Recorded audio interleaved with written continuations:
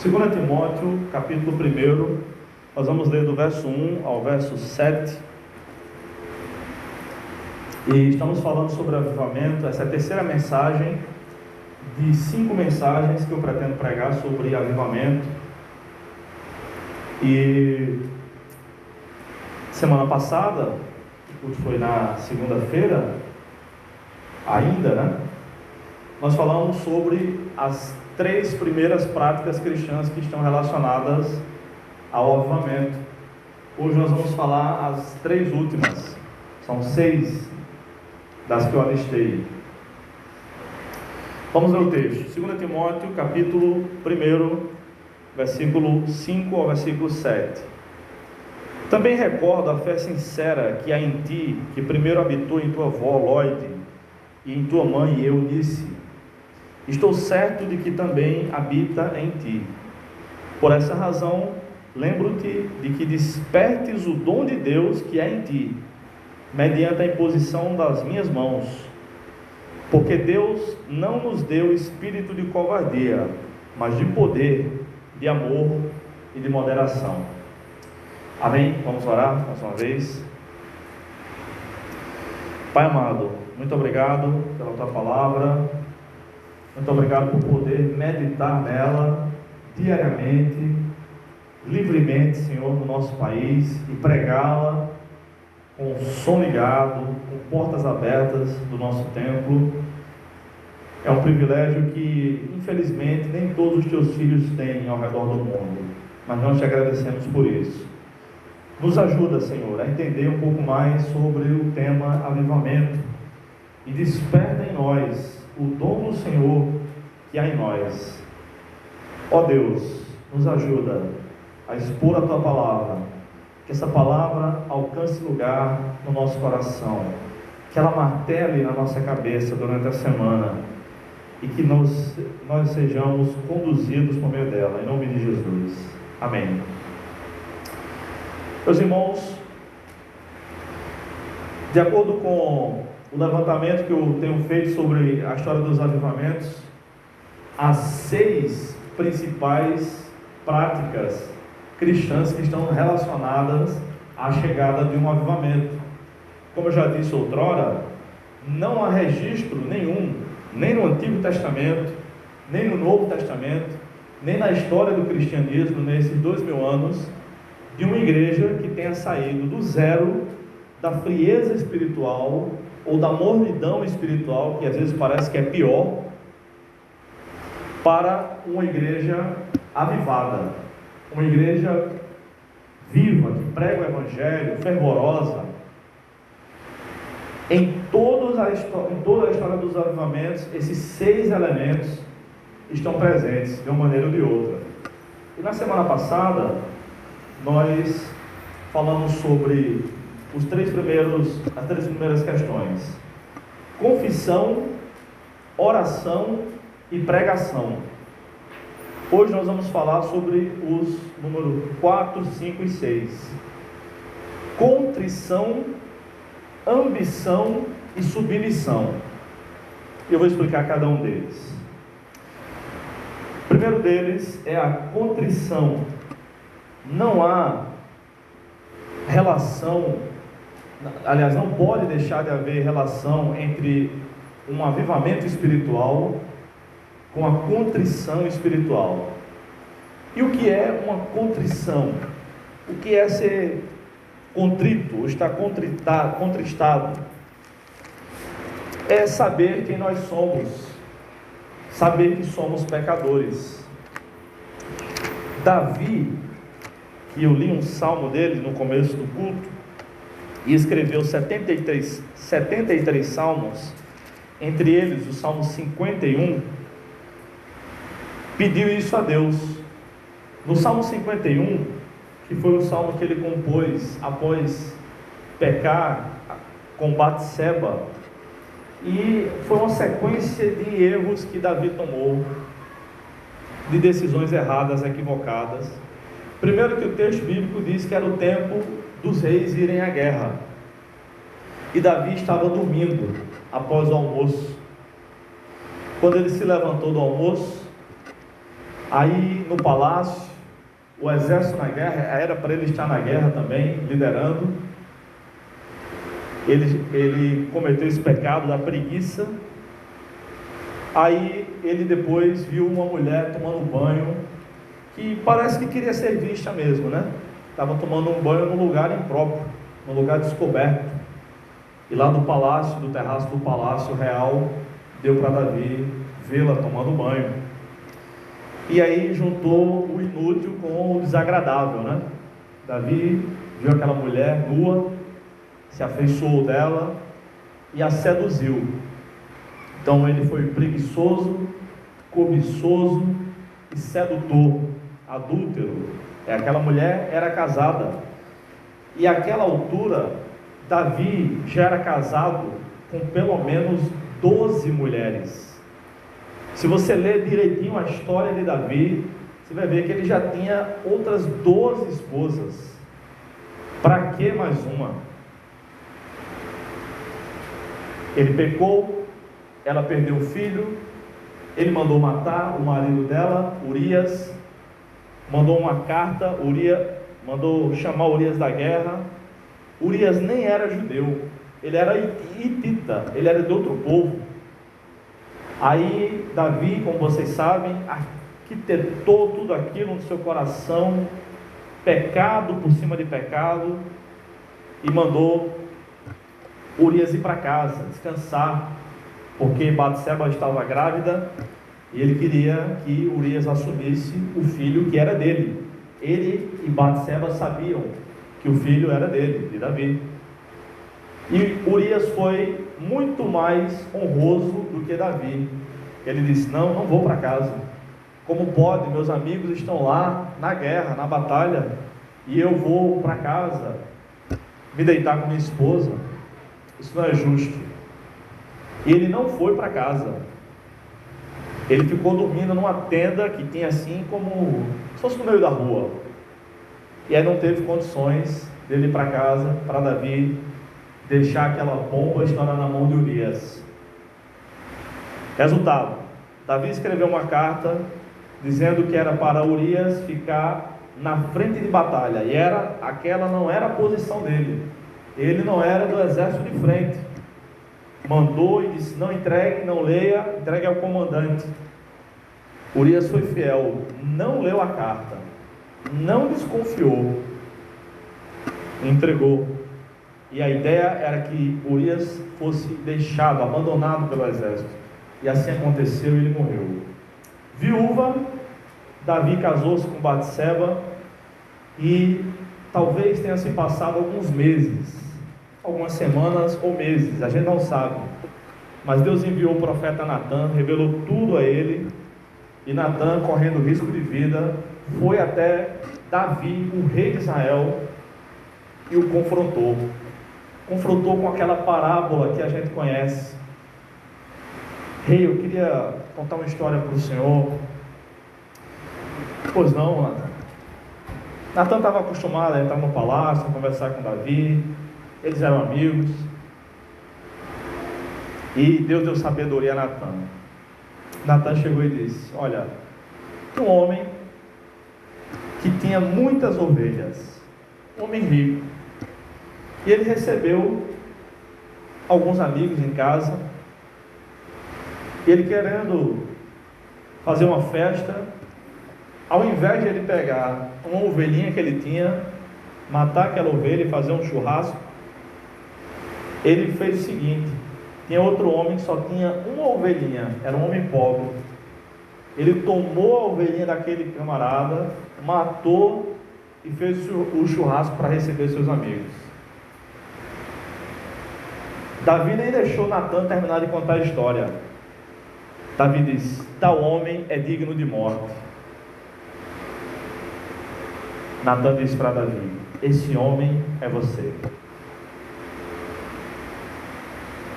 Imediatamente Davi entendeu que aquilo era uma parábola, era uma ilustração, e se arrependeu amargamente, confessou seu pecado, escreveu um salmo, esse aqui que é o 51, É uma música para se lembrar do seu pecado, do seu arrependimento, do confronto que teve de um profeta.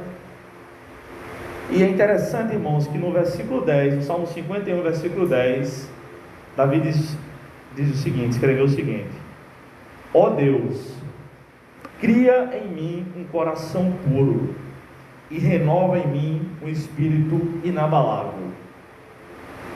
Ele pediu para Deus criar nele um coração puro. Espírito inabalável e coração puro são sinônimos, que é um paralelismo.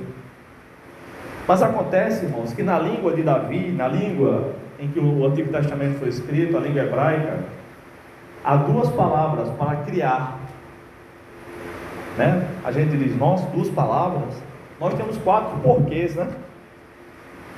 Quem sabe usar os 4 porquês? É difícil, né? Aprender na marra. Nós temos crase, acraseado. São 6 casos para crase. É difícil, né? Às vezes ele está escrevendo um texto e tal, não sei se é craseado ou não é. E daqui que a gente lembra das 6 regras, é mais fácil colocar no Google, né? A frase. Na língua hebraica havia dois verbos. Há 2 verbos que significa criar. Um deles é azé. Azé significa criar, fabricar alguma coisa. E o outro verbo é o verbo bara. Bara significa criar a partir do nada. Só quem pode usar esse verbo é Deus, porque só Deus tem poder para fazer algo a partir do nada. Então, quando Moisés escreveu lá Gênesis 1, descrevendo a criação, no princípio Deus criou os céus e a terra, é bara, porque Deus criou os céus e a terra do nada. Adivinha qual é a palavra que Davi usou aqui no Salmo 51:10? Bara. Então o que Davi estava pedindo a Deus aqui era assim: ó Deus, cria em mim um coração do nada, não recicla esse que eu tenho não, e me dá um espírito inabalável, um coração puro, aquilo que só o Senhor pode fazer. Eu não posso mudar, minha forma de pensar não vai ser a mesma coisa, mas se o Senhor me der esse coração puro, aí eu posso mudar. Isso é contrição espiritual, irmãos. É quando a gente sabe que a gente é pecador. Eu liguei para um amigo meu hoje, que estava lá no velório, que eu falei antes, no começo do culto. Liguei antes, né, da cerimônia do culto fúnebre começar. A gente conversou um bocado. Faz tempo que a gente não se vê, faz muito tempo. E ele falou o seguinte: nós, na verdade, quem somos sem Cristo, sem a graça de Deus? Não somos nada, irmãos. A Bíblia nos nivela por baixo. É por baixo, pelo pecado. É isso que nós temos de igual. Claro, somos feitos à imagem e semelhança de Deus. Deus nos criou assim. Mesmo após o pecado, o homem ainda é a imagem e semelhança de Deus. Mas nós somos pecadores. A gente precisa pedir a Deus que tenha misericórdia de nós, para que a gente consiga reconhecer quão pecadores nós somos. Geralmente não é assim que a gente age, né? Porque quando a gente descobre como é pecador, a gente começa a tratar o outro melhor, com mais humildade, com mais respeito.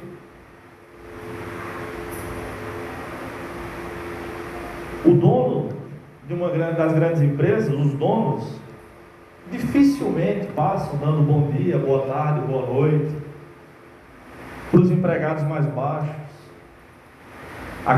Os peões, como a gente chama, né? Não, tratam de um jeito aqueles, e aqueles que podem fazer com que o dinheiro gire, eles tratam até com bajulação. Nós que somos cristãos, temos que tratar todo mundo com o mesmo respeito, porque somos pecadores iguais a todo mundo. Não importa quanto se tem no bolso, não importa a posição que a pessoa tenha, não importa o que a gente venha a conquistar nessa terra. Tudo que a gente conseguir aqui nesses 70, 80, talvez 100 anos que a gente venha a viver aqui, vai ficar aqui. Salomão escreveu isso em Eclesiastes, dizendo que tudo que a gente junta vai ser para outro usar. Todo o dinheiro que a gente junta vai ser para outro usar. Uma vez eu disse isso para um pastor que não parava de trabalhar, viciado em trabalho. Dava pastor de igreja, bom salário da igreja, dava aula, seminários, aqui em João Pessoa, alguns dias na semana, depois ia correndo para Campina Grande. Muitas vezes eu fui deixá-lo na rodoviária, ele já chegava direto, ia para a igreja, e era assim, a vida dele. Aí passou mal, foi hospitalizado e tal, não morreu, está vivo, teve até Covid, mas graças a Deus está vivo ainda. E eu cheguei para ele, então quando ele voltar eu vou conversar com ele. Ele disse: pastor, como é que está? Recuperado 100%? Estou, graças a Deus. Ele é mais velho que eu, bem mais velho. Aí, não acho que está trabalhando demais, não. Não. Uma coisa é trabalhar por necessidade, né? Outra coisa é trabalhar demais porque é viciado em trabalho. Quem é viciado em alguma coisa, dificilmente admite aquele vício. Dificilmente. Não, porque a hora que eu quiser eu paro, né? Tem gente que bebe e desiste, tem gente que fuma e desiste, né? Aí eu disse: pastor, deixa eu conversar com o senhor. Cara, eu disse: o senhor vai acabar tendo outro piripaque daquele, qualquer dia desse, se continuar nesse mesmo ritmo. O senhor já não é mais tão jovem. Sabe o que é que vai acontecer? Esse dinheiro que o senhor está ganhando, a sua esposa é jovem, ela vai ficar viúva, vai ficar triste, mas ela vai casar de novo e vai gastar o seu dinheiro com o novo marido dela. Mas ele arregalou os olhos para mim assim, que a gente nem tem essa intimidade toda. Eu disse: mas eu vou dizer, mesmo assim, para ver, porque às vezes o santo de casa não faz milagre. Não é possível que a mulher dele já não tenha dito isso muitas vezes a ele. Ela disse: me diga uma coisa, o senhor leva a sua esposa de vez em quando para viajar, uma vez por ano pelo menos? Ele tem condições, sai com ela, sai para jantar e tal. Eu não tenho condições e a gente viaja, né? Quando a gente não tem dinheiro, recebe um presente, como foi há 2 semanas.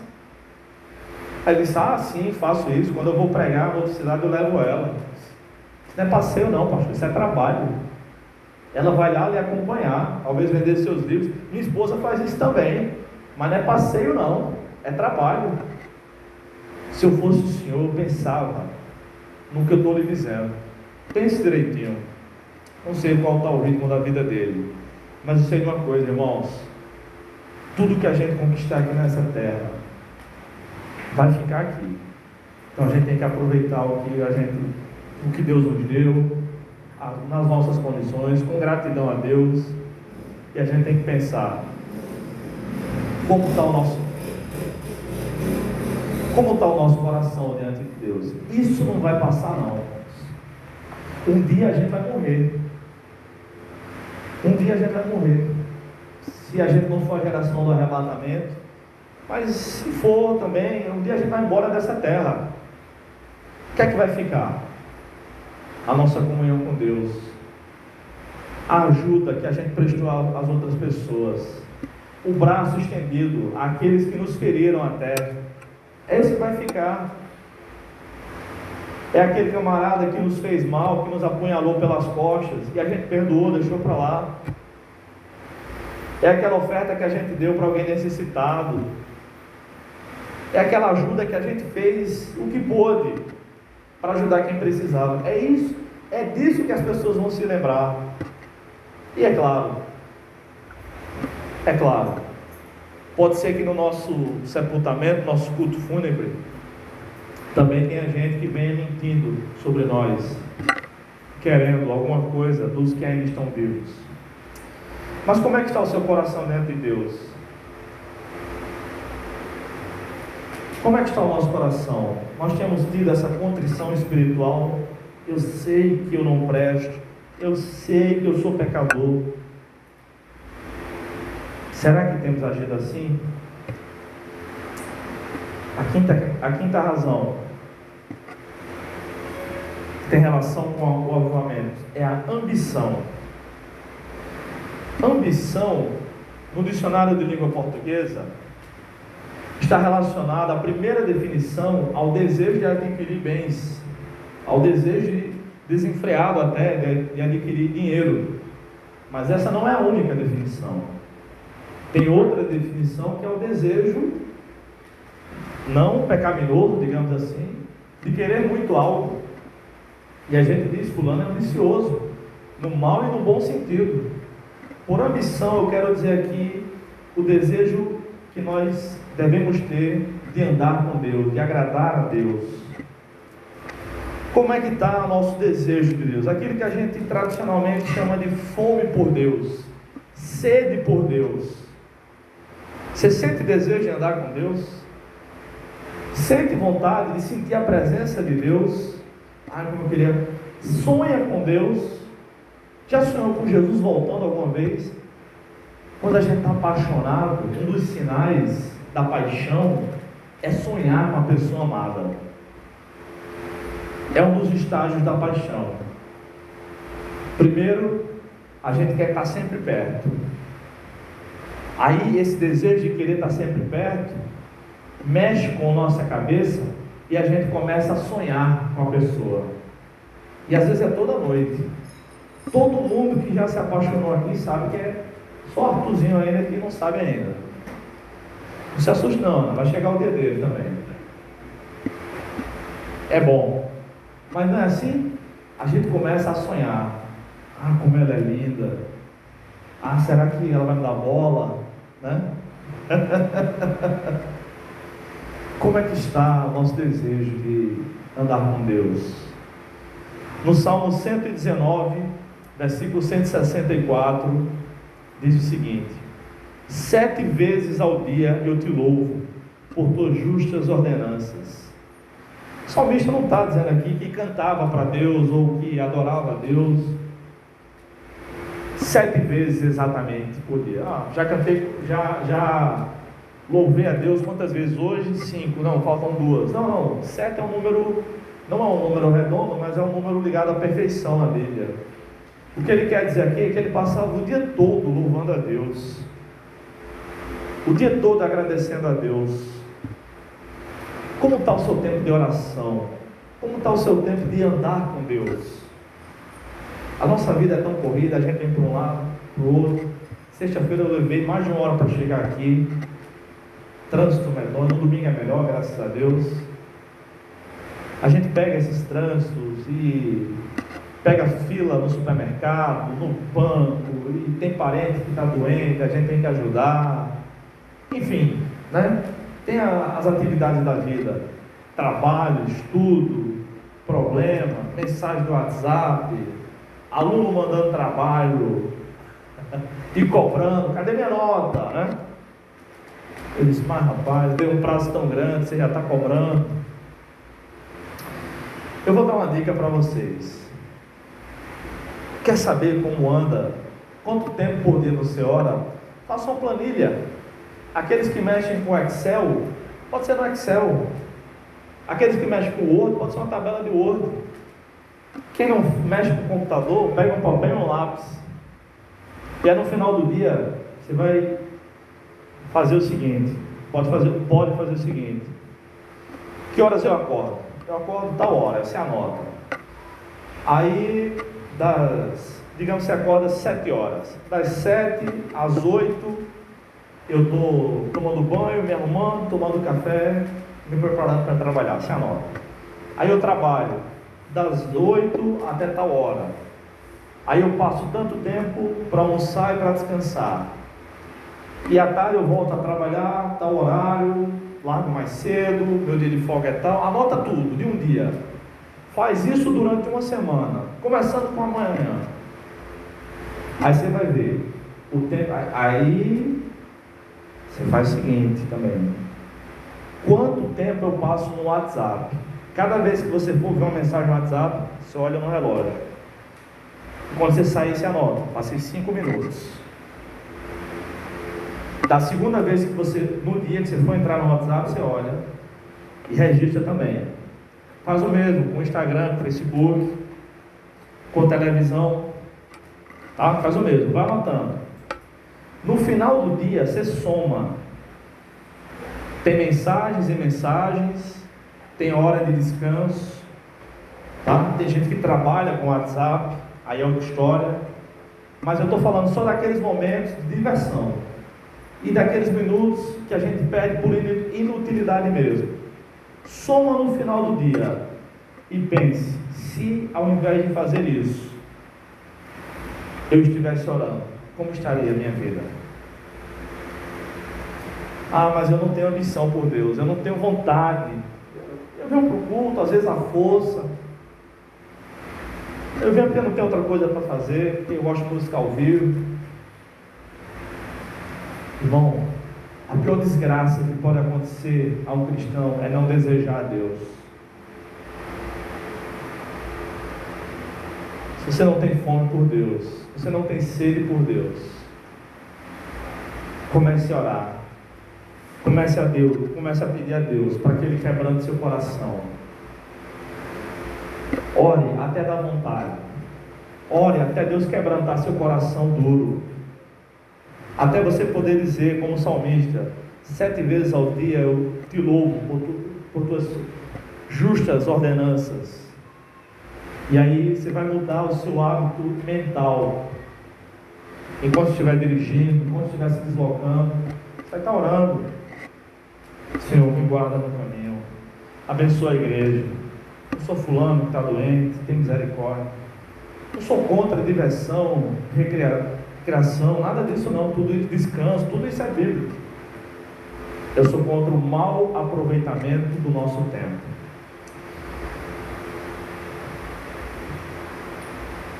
Pastor Estevão Fernandes, pastor da Primeira Igreja Batista, lá de João Pessoa. Acho que todo mundo conhece o pastor Estevão, né? Disse que teve um retiro espiritual que mudou a vida dele. Ele foi convidado para pregar durante um retiro e ele alternava as pregações com o Dr. Shed. Ele pregava um sermão, o Shed pregava outro. E aí colocaram os dois no mesmo quarto. Shed ficava na cama de baixo, que já era idoso, né? Estevão, bem mais jovem, no beliche, em cima. Estevão disse que toda vez que entrava no quarto, Shed estava orando, de joelhos. Toda vez. Aí ele acordou de madrugada. O Dr. Shed era bem alto, tinha quase 2 metros, e era bem branco. Ele brincando, ele disse: vi aquela coisa branca no chão, pensei que o Dr. Shed estava passando mal. Desci: Dr. Shed, está tudo bem com o senhor? Está precisando de ajuda? Não, irmão, estou orando. Eu oro tão pouco, estou aproveitando um pouco da madrugada para orar. Disse: meu Deus. E pastor Estevão, embora tenha parentes da Assembleia de Deus, ele sempre fez gracejos com quem falava em línguas, com os pentecostais de maneira geral. Sempre. Eu tenho uma tia que é lá da igreja do pastor Estevão há quase 20 anos. Até o dia que ele entrou no quarto, nesse retiro, e viu o Dr. Shed falando em línguas. Ele disse: meu Deus, se esse homem, santo como ele é, humilde como ele é, erudito nas escrituras, eu nunca conheci alguém mais profundo na Bíblia do que o Dr. Shed. Nunca vi. Eu não conheço ninguém até hoje.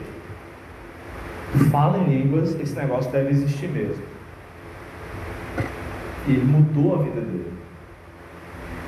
Às vezes, o que a gente precisa é se aproximar de pessoas que também tenham fome de Deus, de pessoas que saibam, que passam tempo em oração durante o dia. Às vezes é isso que está faltando, boas amizades. Em sexto e último lugar, qual prática cristã está relacionada com uma chegada de um avivamento? É a submissão. Em Isaías 43, verso 13, diz assim: desde a eternidade eu o sou, e não há ninguém que possa fazer escapar das minhas mãos. Agindo eu, quem impedirá? Uma das grandes perguntas que Deus faz ao longo da Bíblia, que são perguntas meramente retóricas, né? Agindo eu, quem impedirá? Quem pode impedir o agir de Deus, irmãos? Paulo faz outras perguntas desse tipo, né? Quem poderá nos separar do amor de Deus, que está em Cristo Jesus, nosso Senhor? A Bíblia tem umas perguntas assim, que é só para a gente fazer mesmo, e ninguém pode responder, né? Deus é soberano, irmãos. É isso que eu quero dizer, por submissão. Por mais que hajamos com confissão, oração, por mais que nos submetamos à pregação bíblica, por mais que estejamos em contrição, que tenhamos ambição por Deus, desejo de andar com Ele, Deus só vai mandar um avivamento se Ele quiser e quando Ele quiser. E é assim que acontece. Ninguém pode marcar no calendário que tal dia vai ser um culto de avivamento. Ninguém pode fazer isso. Tem gente que bota, né, cruzada de fé e milagres, e promete milagres às pessoas. Nenhum de nós pode fazer isso, irmãos. Nenhum de nós. A gente pode dizer que vai orar, pedindo que Deus faça, mas prometer não vai. Eu lembro que o pastor Pontes contou uma vez, não sei onde ele estava pastoreando na época, mas ele disse que chegou um homem na igreja dele, e ele pastoreou a primeira igreja, né, se não me falha a memória, pastoreou a igreja dos bancários, enfim, e chegou um homem, conversou com ele e disse: pastor, é o seguinte, eu já procurei Deus em tantos lugares, em tal religião, e não encontrei Deus, e eu ouvi falar muito bem dessa igreja do Senhor, e eu vou passar um tempo aqui. Eu vou encontrar Deus aqui, pastor?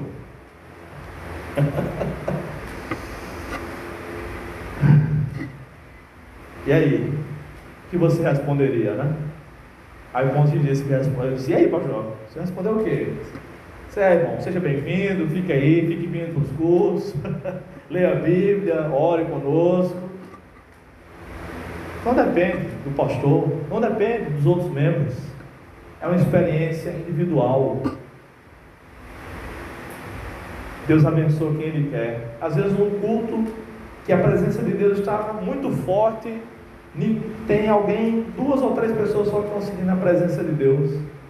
Ou às vezes está quase todo mundo ali e tem um crente que está frio, gelado, e pensando: para que esse exagero? Para que esse povo está dando aleluia, glória a Deus?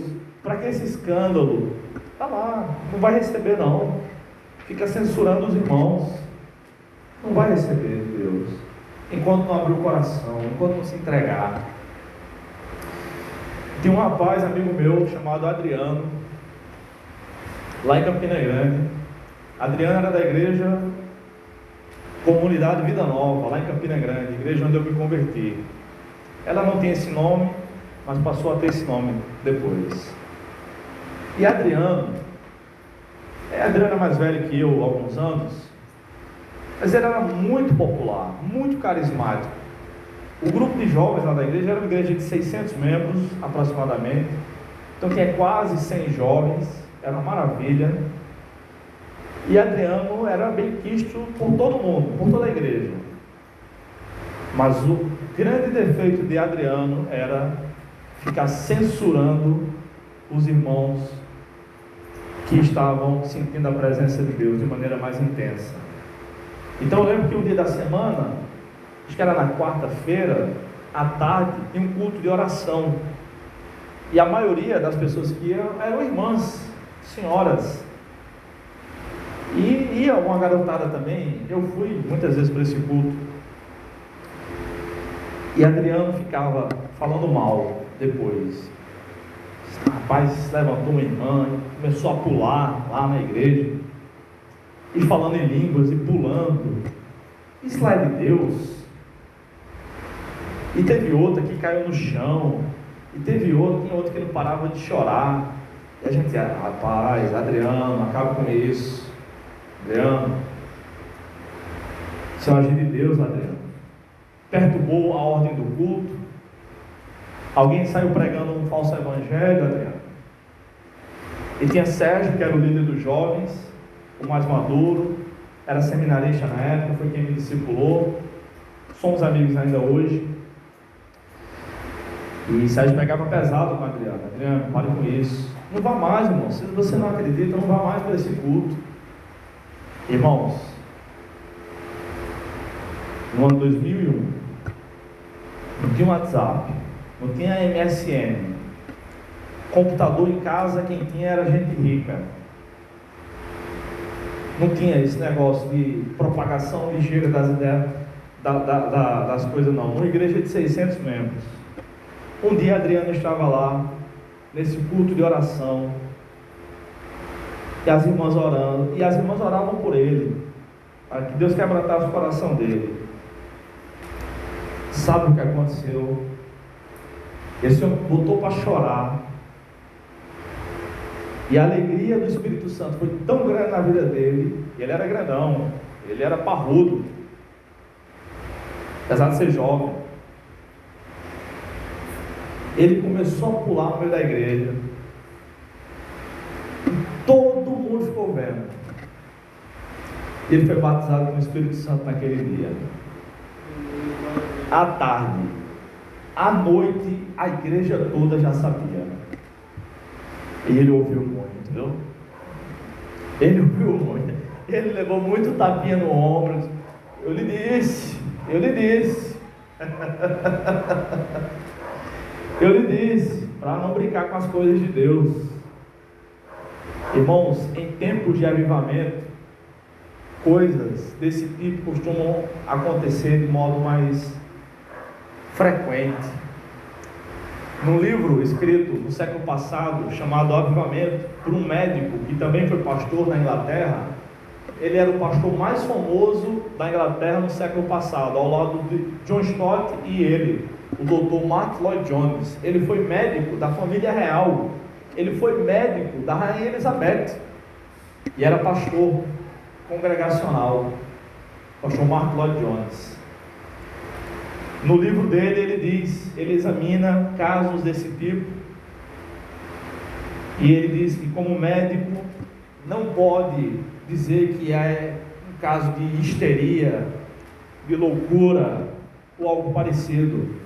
Ele atribui esses fenômenos, aqueles que ele está analisando na história do cristianismo, à presença de Deus.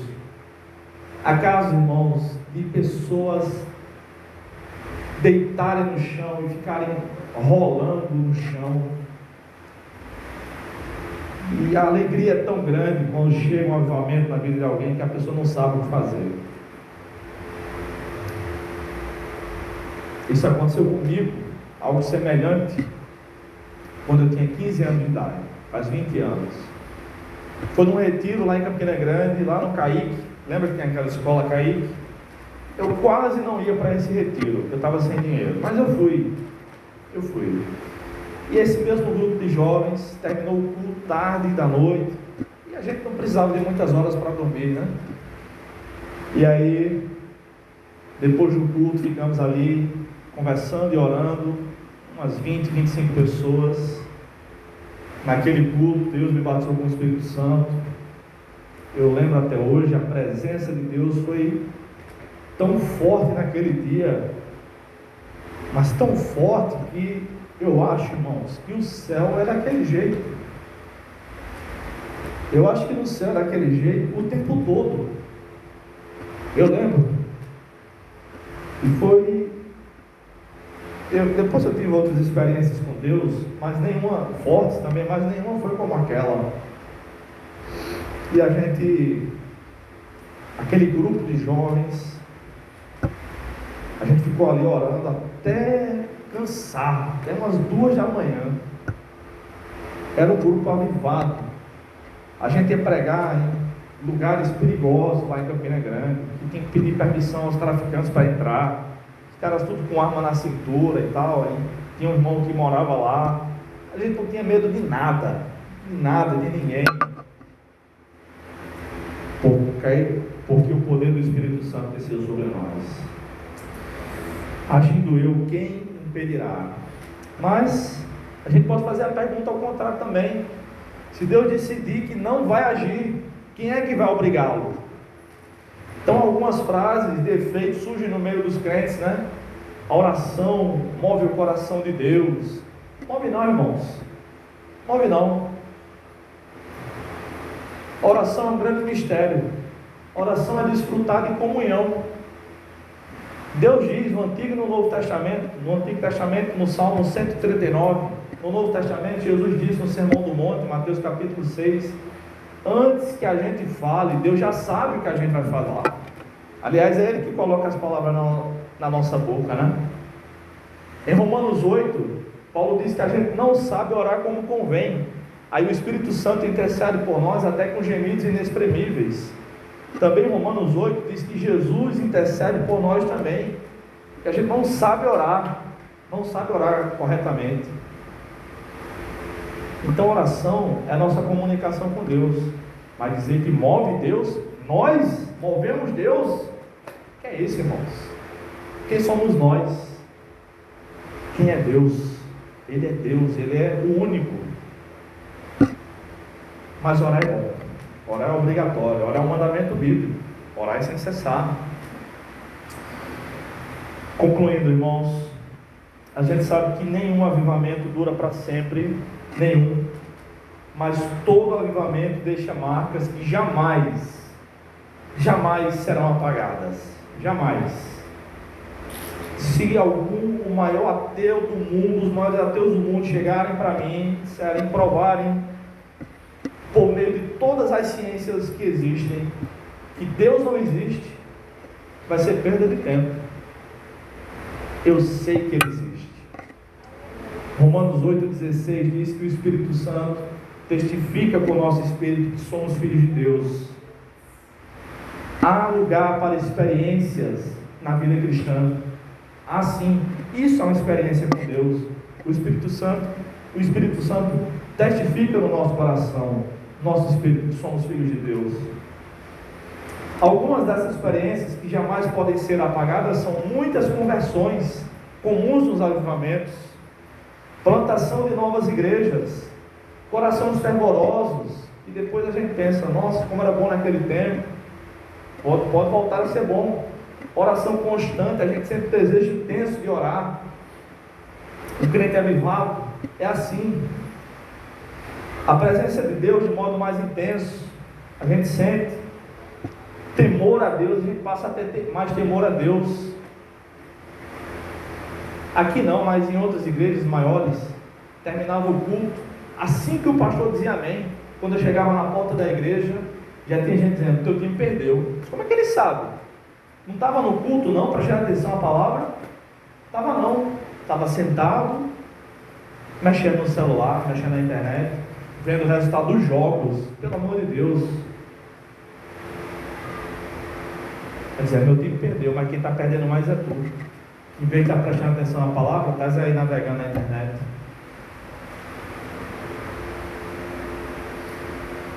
Temor a Deus, irmãos, amor a Deus. Será que a gente ama a Deus de todo o nosso coração? Milagres costumam acontecer nos avivamentos, muitos milagres. Os crentes são chamados a viver de modo mais intenso com a santidade e muitas outras bênçãos no meio do povo de Deus. Aí eu pergunto a vocês, será que você não quer isso para a sua vida, para a sua família, para a sua casa e para a sua igreja? Esse é o caminho que Deus nos dá: confissão, oração, pregação, contrição, ambição e esperar com submissão na soberania de Deus. Que Deus nos abençoe.